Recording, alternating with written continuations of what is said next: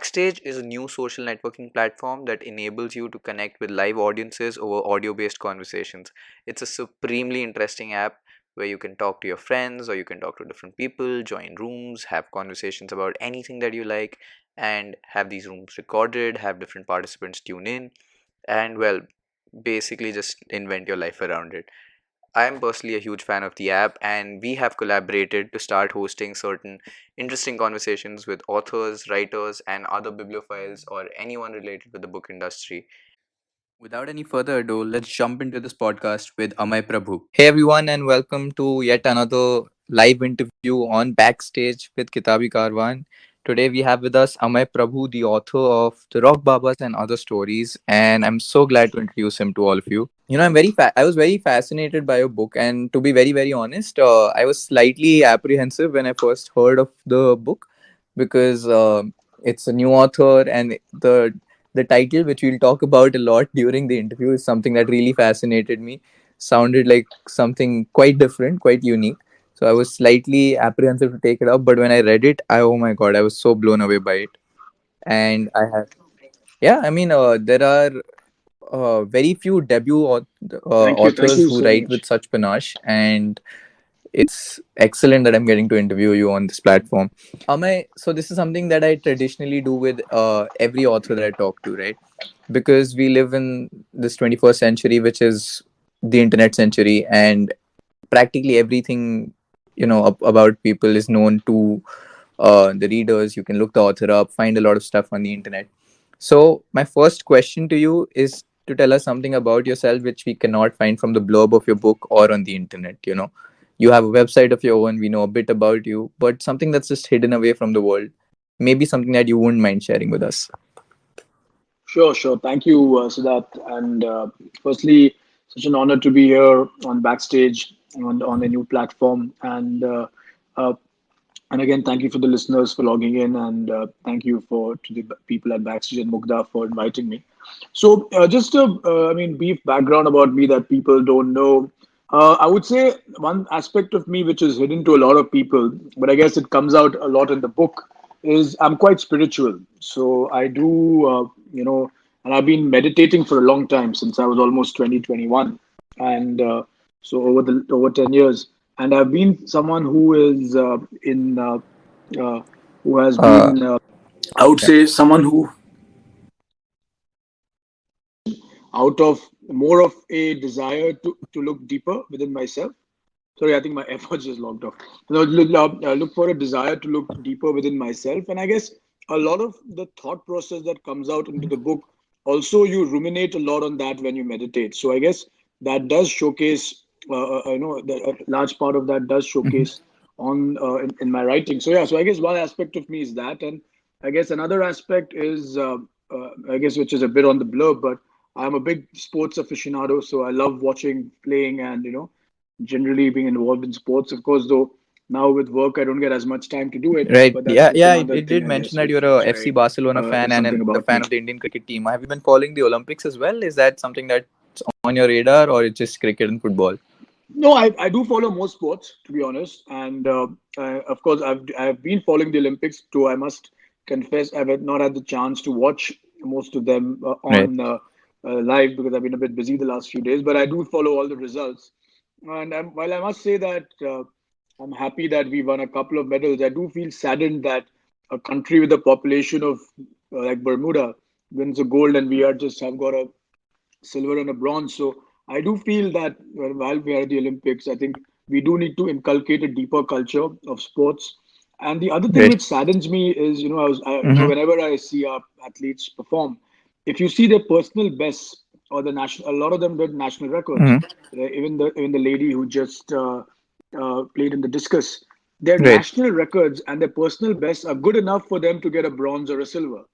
But unfortunately, maybe it's mental, I don't know what it is, but they do not perform to their own personal best, when it comes to the Olympics. So I think that's something which we need to inculcate. It used to happen with the cricket team as well earlier, wherein we didn't have the mental strength. But maybe I think that's something which the IOC needs to look at is in order to Right. bring Right. No, more, I and would I say, think mental Simone training Biles as well for was a athletes. game changer moment, right, for sports in that sense, to prioritize mental health. And I think that is a very important thing which Indian athletes and Indians in general suffer from. We shy away from mental health, which actually just pivots me back towards, the book that you've written. Because there are many places where you speak about mental health, the people who are suffering from things, or particularly an entire episode of a person suffering from a deeper personality dissonance.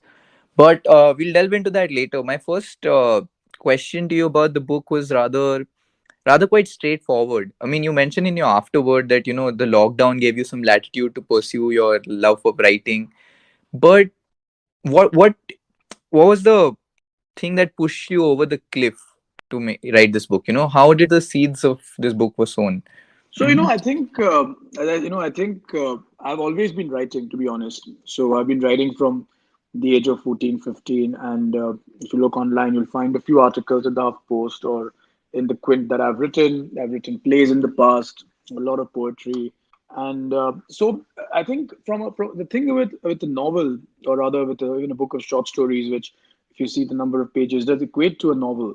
The thing with it is, I would say it's 20% or 25% creativity, but almost 75% discipline. You need a lot of discipline to be able to sit down, write a book, especially in the time that I did. So I think, unfortunately for me, given my work schedule, I've had, I mean, especially in the last 10 odd years, I've never had the sort of time that I wanted, to sit down and actually write a book. And so I think I would say the trigger was the lockdown. I was like, okay, Right. like let's make best use of this situation. As they say, if life throws you lemons, make lemon juice, make lemonade.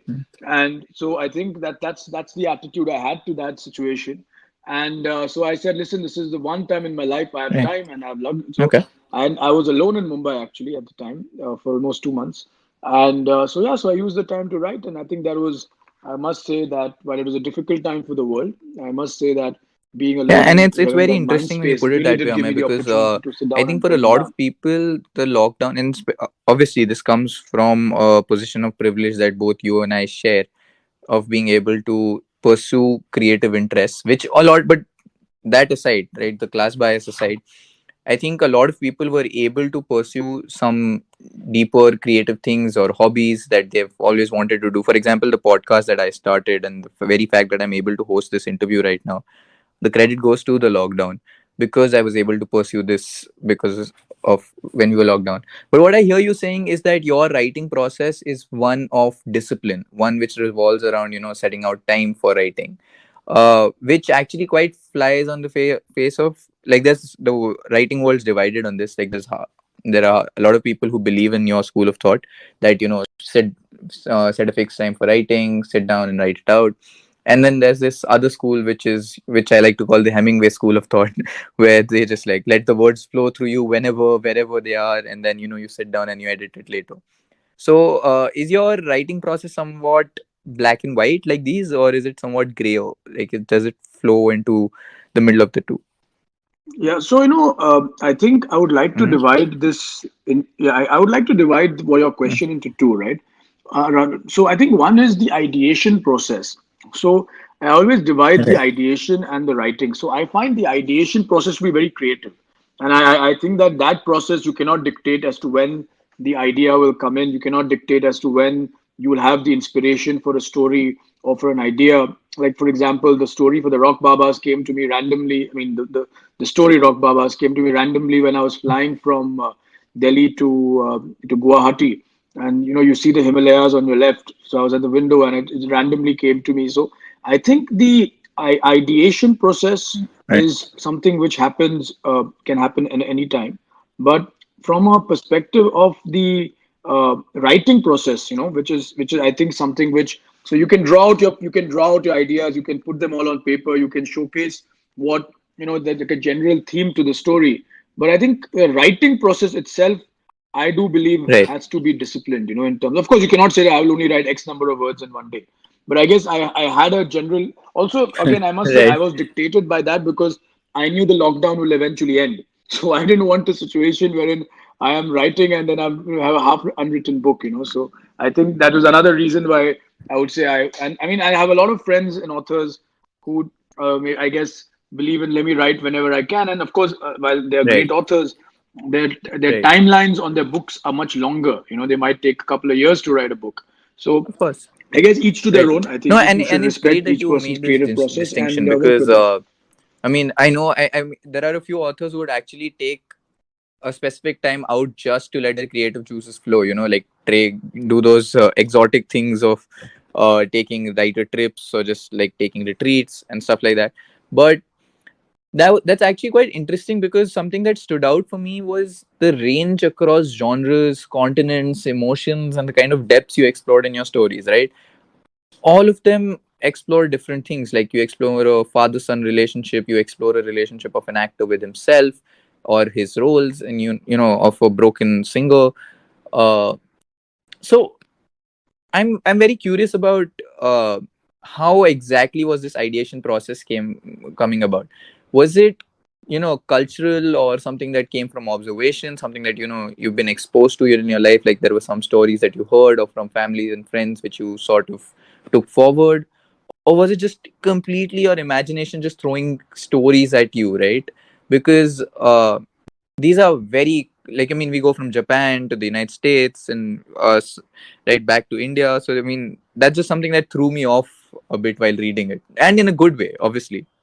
Sure, so I must confess that while what do the stories explore human emotions, the story explore various facets of human character, and also the ability of humans to deal with situations and to deal with adversity, and in most cases overcome it, and unfortunately, in a case or two, fall prey to it. And the reason, if you ask me, why are my stories based all around the world? Why are they? There are men, there are women, there are all sorts of characters, and the Mhm. reason is that I actually wanted to give a message that we're all human ultimately. You could be in Colombia, you could be in a fictional country in Africa, you could be in Japan, you could be in the Himalayas, but ultimately we are all human. So we all go through the same trials and Right. tribulations. We all, if there's a prick, we all bleed. The color of the blood is the same. So while we spend a lot of time trying Right. to differentiate each other in terms of who we are, what we are, I think one has to realize that ultimately when it comes to fighting, or rather be dealing with the what life throws at us, we're all the same. And the second part of your question, in terms of the process of see, I think this is, Right. of course, even your imagination is inspired by your experiences. So for example, I've actually traveled to most of the countries that, or rather all of the countries that have been mentioned in the book. And but again, a lot of this, so I do think a lot, so I Right. always wonder and imagine how would someone deal with a certain situation. I mean, for Mhm. example, let's say the story of the manifestations of Anpao. Of course, it was set in the US with a Native American theme for a different reason, because one of the other themes that I have focused on in the book is, if you see consistently, is that Right. the situation of native and indigenous people of each area. But Mhm. the reason why I focused on that story is, when Mhm. Heath Ledger passed away after, getting into the character of the Joker, I always wondered that has Right. he gone so deep into his character that he's lost who he is. So I think that thought process, I guess, in a Right. way, evolved into what became the manifestations of Anpao. And I mean, each of these stories, I mean, I wouldn't want to bore the reader listeners with like going through each of them, but Right. each of these No, stories and had a I'm glad seed you which mentioned Heath then Ledger, germinated because into the story. I mean, it's quite obvious that that was the first person who would jump to anyone who's been up to date with what's happening in the world of Hollywood for the past 10 years. When you wrote that story, and it was a very interesting end that you gave to it. I won't spoil it for the authors, for the readers. I'm sorry, but but I must confess that a few of the stories, in fact, not a lot of them, but they do bear resemblances to modern day real life people or situations. So was this a conscious thought on your part to, like, as you mentioned, like, here you particularly were ideating around this idea of what Heath Ledger went through, but were the other stories also inspired from similar processes, or was it just, again, just a random idea you had one day and it's just a coincidence that they ended up happening to be real life situations?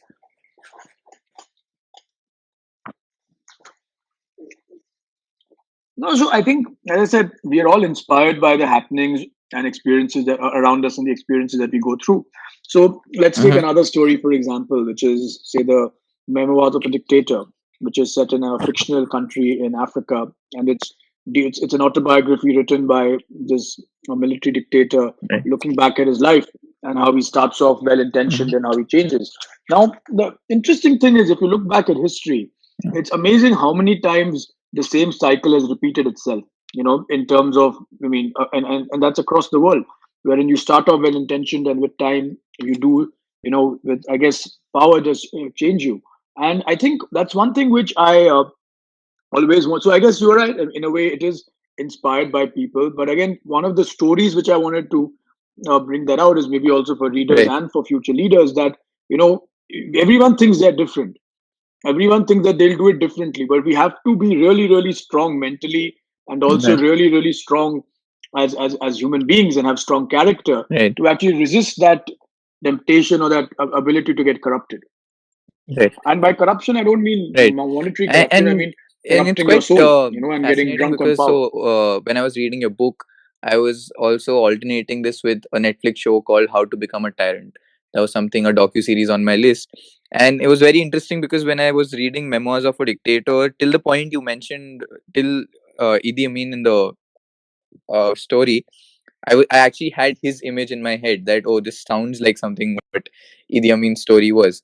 But something that the other thing that I actually liked about your stories, and this is something that uh, was something that I noticed is something that's picking up a lot these days among in the writing community, is leaving people not with a cliffhanger, but to open ended interpretations of what could possibly have happened. Right? I saw this happen in Meera Sethi's recent collection of short stories. Are you enjoying?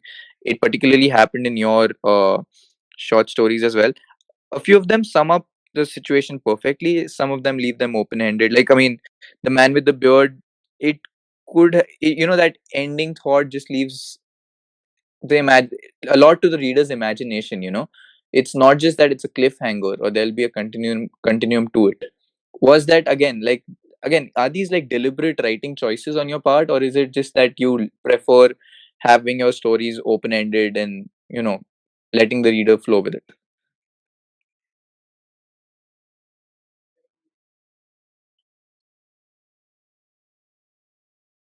Right. So it's a mix of all, right? I mean, some stories have a definitive ending, as you Right. know, and so let's say the Broken Nightingale certainly does. And for example, or others such as the Man with the Beard, which, or say Mm-hmm. the man. I mean, some of them have an open-ended ending, like maybe Manifestations of Anpao, or Man with the Beard, or even Accident. So if you see, I think I've gone with both themes. So it's not Mm-hmm. like I wanted that to be my signature style, wherein the ending is open-ended. I guess Right. the ending is based upon what the story demanded of it. So certain stories demanded, and I wanted, Right. the audience, or the readers rather, to come to their own conclusions about a few things. And again, what I want to do is, and Right. which is something which I've tried to do, is I've tried to be a Right. storyteller and not be someone who passes judgment on the characters.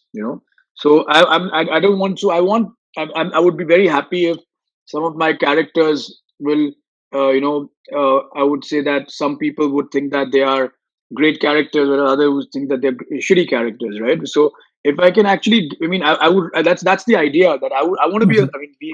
I've tried to be, at least that's been the attempt, to be a Right. storyteller, and not someone who's passed judgment on the characters. Even if you see with Memoirs of a Dictator, and Right. it's written through his own book, through his own perspective. So I think it's important for us to see perspective. It's important for us to, Right. not be judgmental. That's something which I try to follow on in my daily life as well. And I Right. think that's Right. that's what's that's Okay. something which So, I have Amaya, now this attempted to is do a in the question story. that I'm going to ask you, and I mentioned this right at the beginning as well. The title of the book, The Rock Babas, isn't exactly a conventional phrase or a title for that matter.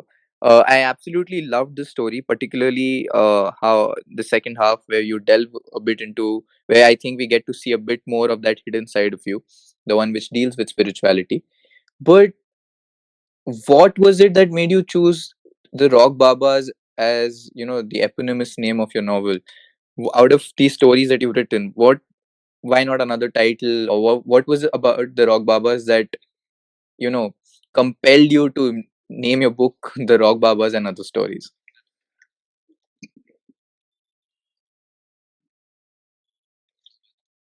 That's an easy one. I mean, to be honest, Right. I just like the name really.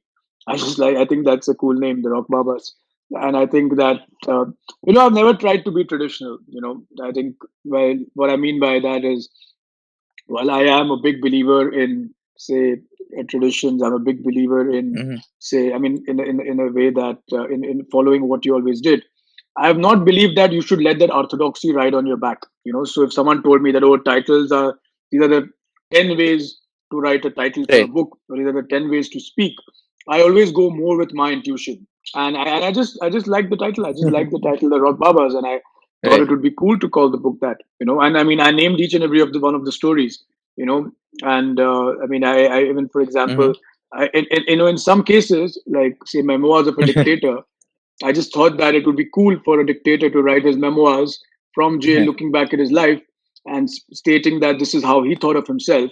Which so like that, that's again based on a Right. that's again based on the Right. hypothesis that I Right. had, is that nobody actually goes out thinking they will do bad. You Hmm. know, like I'm sure at some Hmm. level, even Adolf Hitler, Hmm. for all his crimes against humanity, Hmm. at some level he thought he was doing right. Which is, I mean, which is crazy. But I think it's so I think it's what I Right. wanted to do is delve into that mind space to understand how does it work. And if you see, Right. that's why at the end of the story of Memoirs of a Dictator, we have a counter Right. view, so that which actually showcases the reality. So I think that that's something which is very important to do. And but yes, Right. anyway, I mean, for example, the accidental philanthropist. Like I really love the title. In terms of, I think it's something which I really enjoyed. If as a title. So I think it's important to have a good title to attract Right. readers or Right. even So, moviegoers to it's your interesting to that you your mentioned creative this piece. because it brings me to my next question. That because of the very fact that your stories are so diverse, and you do mention, a lot of them are just how as to you've been to those places or been exposed to them. But what was the kind of research that went into all of these things? Because a lot of your books, I'm sorry, stories are very culturally heavy stories, right?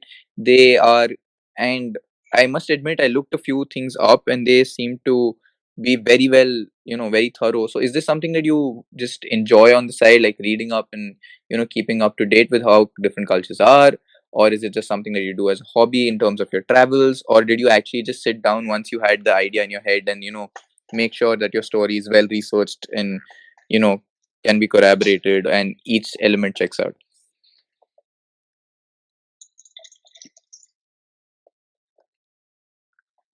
So I think let me Right. answer this question in the sense that, so firstly, I went to an international school, so I did have the privilege of growing around people from various countries and various cultures. So from a very young age, I had an appreciation and a fascination for various cultures around the world.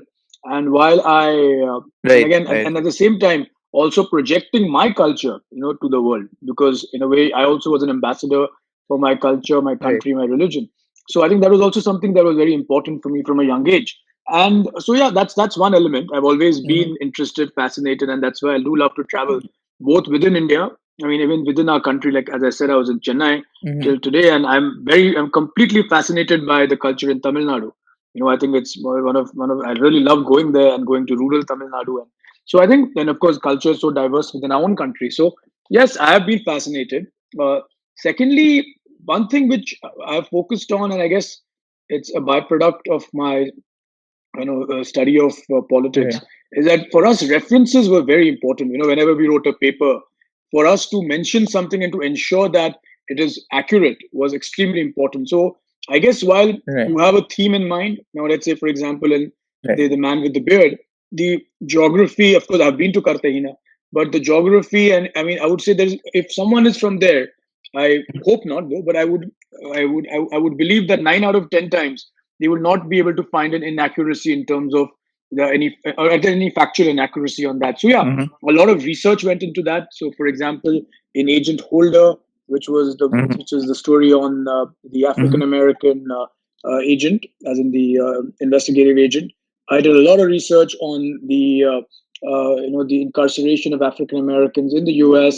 and the Right. cultural and socioeconomic dynamics of that, and also on U.S. Right. law, as well as if you see there's a whole point on the forensic analysis. So A lot of research went into that. Yeah, most certainly. I mean, it's not something which, I mean, I've never held a gun in my life, so to look at the Exactly. entire thing about how the bullet goes and what it does and what the Yeah, trace and that's residue that's one does. of the So hallmarks I of a think a great lot of writer. that I mean, was I pure was research. quite fascinated by the shell casing and the bullets, and how uh, the angles at which they lodge themselves is used for forensic science, and that was actually that was see sowed the seed of this question in my mind. But before I move on to my next few questions, let me just remind everyone, you guys, you can feel free to ask questions to Amay. Just raise your hands. I'll let you in, make you a speaker. You guys can ask questions to Amay directly, right? Uh, so Amay, now if I'll just boil back a bit from your book and take a look at you as a reader, right? Because I like to believe that all good writers are readers in some sense or the other. So is that you? Are you a reader in general, or are you just one of those writers who doesn't like to read? Hmm. No, I do like to read. I must say Hmm. that I do like, but I No? shouldn't probably be saying this, but I actually primarily like to read nonfiction. And Right. considering that I'm a Right. but considering I'm a fiction author, but I have a few fiction authors that I like, and but I actually just picked up. I was doing some book Right. signings in Chennai, and I saw Robert Harris is one Right. of my favorite authors, and he writes alternative history in a Right. way. So I did pick up one of his books. Right. And that's what I'm reading right now. But I read a lot of history. I read a lot of stuff, and I really love reading history. I read a lot of. I mean, I read a lot on random things. Like generally being Oh, okay. something catches my eye. So I've actually begun reading a lot online. So not just books, but even beyond that. So, like for example, if I'm interested, like recently, I've been quite fascinated by Hmm. earthquakes and I mean, the seismic reason for Right. earthquakes and how that works. And so I've been reading up a lot on that currently. Right. And that said, of course, I Right. mean, the book I'm reading right now is fiction. It's a book called V2 by Robert Harris. And Right. let's see how it is. I mean, I think Robert Harris is a great author, Right. and would And love it's to see it's how quite how fascinating this book when evolves from this like the standpoint. exact thing that you mentioned, right? That you read non-fiction, but you are a fiction writer. But uh I think both worlds do come together at some point or the other, because nonfiction is what, as you mentioned, like for your fiction, you had to read nonfiction to research and look up and develop better fiction. While at the same time, fiction is what drives you towards more nonfiction. Like it's stories which at the end of it drive life and what works forward. But Amay, I'm sure over the years you've read a lot of books, and both fiction or nonfiction. And I want to ask you the cliched question of which one your favorite book was, or your top five favorite books. But I would rather ask you the question, if you could tell us one or two books which changed you as a person, which changed your perspective as a person, which gave you maybe a fresher insight into how you view life or how you go about doing things. Because I personally believe art, and particularly books, have that power, right? The written word somehow has that power to alter human minds in ways which we can't fathom. And along our lifetime, we always come across few books which actually do that. So which ones of those for you?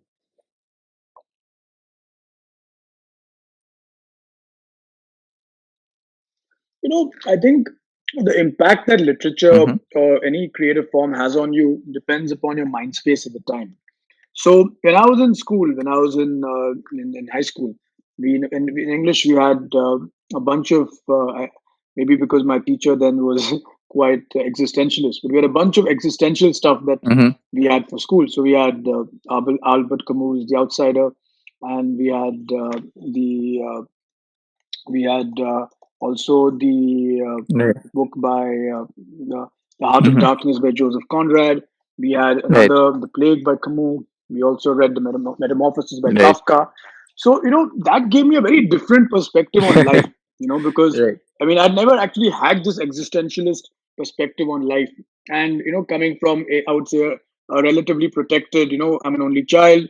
So it gave me a very different perspective on Right. life, and it got me thinking. And maybe for a time, it even made me a bit sad, to have this sort of questioning the very essence of life. But I think that did make me stronger as a person, and actually did give me more, let's say, direction and reasoning for life. So I think that was one era, which I would say when I was in school.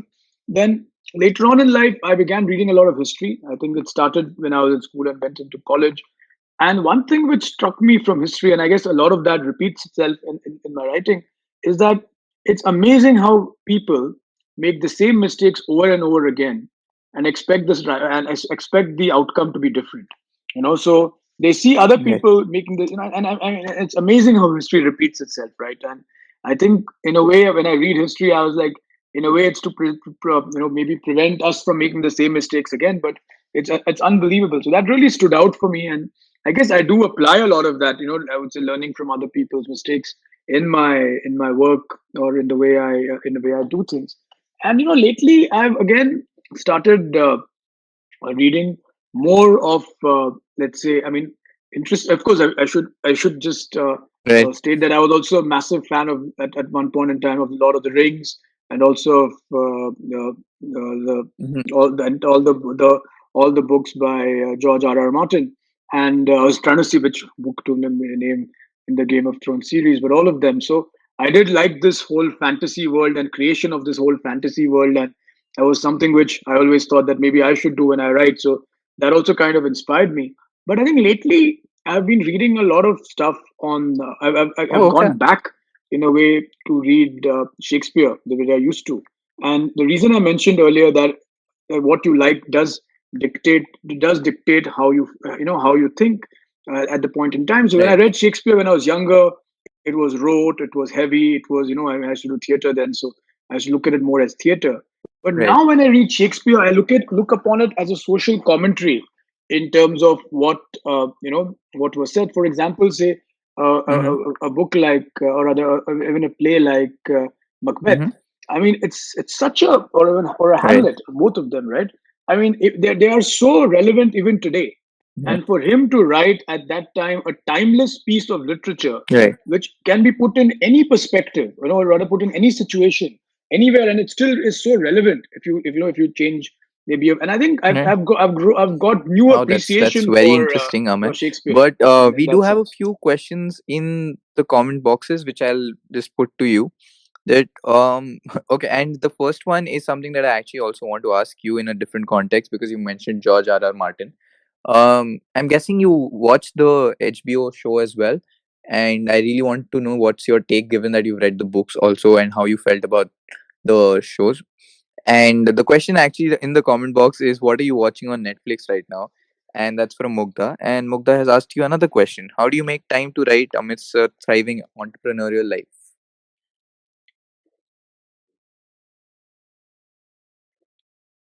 Yeah. Sure. So I think, let me answer your first question, that I thought Game Yes. of Thrones was a phenomenal show till the last season. And I must confess that the last season, I mean, I guess I can be very open about it as a fan, that I was so excited for the last season. And I mean, I remember we used to like literally wait for the Join the moment the club. show released.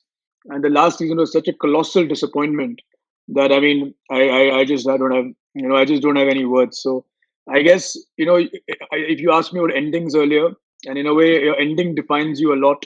Mhm. And so, if Right. before the last season, I've said it's a phenomenal rendition of the show.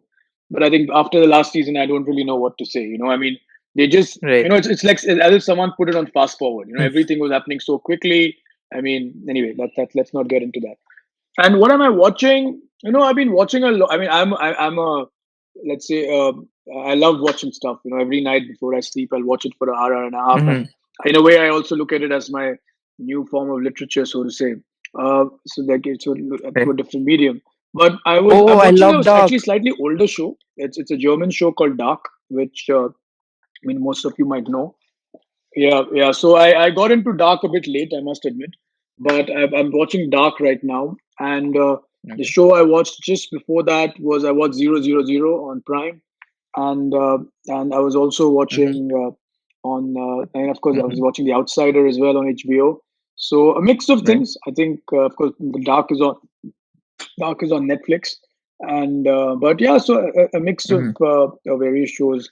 So currently, though, I'm on season 2 of Dark, Yeah, and and it's I one of think those rare. it's quite cool Okay, so how it's I've evolving. So finished let's Dark see and how I'm a it huge goes. fan, and it's one of those rare shows which especially sci-fi shows, which genuinely ties up very beautifully towards the end, right? So it doesn't leave you hanging, I guess. You feel satisfied by the end of this thing. That's all I would say. And I completely agree with you. I'm sorry. Like how Right. I mean, I was just saying, Right. sorry to say how Lost Right. did. I mean, I think Lost was lost. I Right. don't know if you watched Right. Lost No, back I in the yeah. day, So I think but it that's was not that's completely one lost. complaint you won't have from Dark. At least I Is it personally so? don't think you would have that one.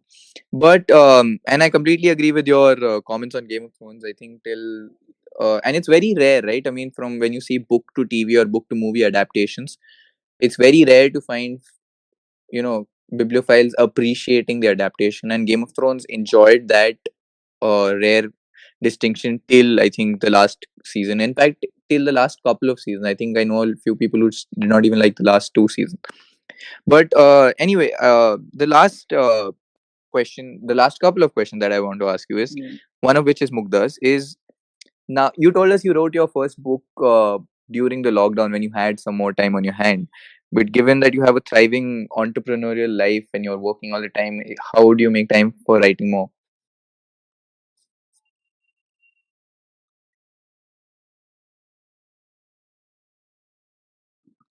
That's a very good question because as I'm not sure if my publishing team is listening to it, but I'm meant to give an article out to them, and I've been trying to, and I've been trying to write it, and I'm someone who needs this mind space to write, and so maybe I'll get on to it after this. But it is very difficult, I'll be honest with you, when you have to travel for work and when you're traveling, or even when you're just working. I'm still in the office, I'm taking this from the office. And so it is not easy. I mean, as Right. Mugda would say, till a couple of minutes before this, I was on another call, much to her consternation. But I think on Mm-hmm. this, to answer your question, I think you have to make time. I Right. think it's like, how people say, I have no time for exercise. You have to make time for it. And it's something Right. which, if you do make time for it, and again, one is time and second is mind space. So you might make time for it, but you may not be in the right mind space. So you also need to prepare yourself for Right. that mind space, right? So I think both these things are very Right. important for one to do. And in terms of my next, I'm doing research. Mm-hmm. I am thinking about, or rather, I have a vague idea of what I want to write, and maybe more than a vague Right. idea, I would say. But it's something which I am trying to ideate Okay. further. It's going to need a lot of research That because sounds it's quite a supremely large interesting. But project I'm taking on. that actually But makes me ask let's you the see other how it goes. question: that is non-fiction on the table? Is that something that you've considered, you know, penning down, or is it just on the fiction side that you're looking at?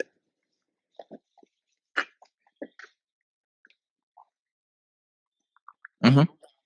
No, I mean, so I do write, I mean, articles and nonfiction. So I do write, I mean, on the economy, or if Right. someone asks me my views on us, I run a financial services business, and we also do some in renewables. So I do write about that stuff. But as a book, I think I think that my the next one will Right. marry my two loves of history and fiction. So it's going. I mean, I'm thinking of we're working on a Right. alternative Yes. history sort of. Yes. So like, I mean, you must have watched Man in the High Castle, right? I That's mean, no. I I haven't thought that seen. was so cool. Or even the Plot Against America, and I just thought that it's very cool, and Right. it's on HBO, and in the Plot Against, I don't know, it's on Prime, sorry, and the Plot Against America, it's an alternative history when this Charles Lindbergh is a candidate for Oh. president, and he becomes president, and he becomes an anti-Semite, and it's yeah, so it's details that part of and how the US becomes this anti-Semitic nation, and how so it's quite bizarre, really. And so it's something which really got me interested. So I wanted to write an alternative history of the world, well, not of the world, but Mhm. of say of the part of what I'm trying to work on. And so yeah, so let's see how it goes. There's a Yes. lot of research involved because, as I said, you need to build a strong hypothesis if you're going to have an alternative history. And so yeah, so and trying to what I'm trying to build is quite radical. So let's see if it works out. If it works out, we'll definitely write it. And Well, I'm I'm glad doing that a lot of my time you're actually working going on into that this right now magnum because of opus, if I research. may put it that way, because I am very excited after reading your first book about it, and I'm quite sad that this is bringing us to the end of our conversation because I would have loved to talk to you more about your future work, but unfortunately we're running out of time. So thank you, Amay, for joining us. This was an absolutely fantastic conversation. For everyone who's listening to this later, The Rock Babas and Other Stories is out now and is available on all major platforms across all booksellers. Go grab a copy. I can assure you, you won't be disappointed, and in fact, would be left a fan. Thank you, Amay. Thank you for joining us, and thank you Backstage for hosting us. Thank you, Sid, and yes, thank you, sir. Sorry, thank you, Sid, and thank you, Backstage, and really appreciate being here today, and looking forward Thank you, to Amay. engaging more with this phenomenal new platform. Cheers. Bye. Thank you. Thank you for listening. If you enjoyed that podcast, please subscribe to the podcast. And if you're watching on YouTube, please subscribe to our channel. Like this video, share, subscribe, and spread the word among all your friends and all fellow bibliophiles who you think might enjoy such further conversation with authors or poets about their thoughts and their writing process. Also, check us out on Instagram at the rate Kitabi Karwan, where we post about books, our experiences reading them, talking to authors, having live sessions, and a lot more stuff which any bibliophile would enjoy. Thank you so much for listening.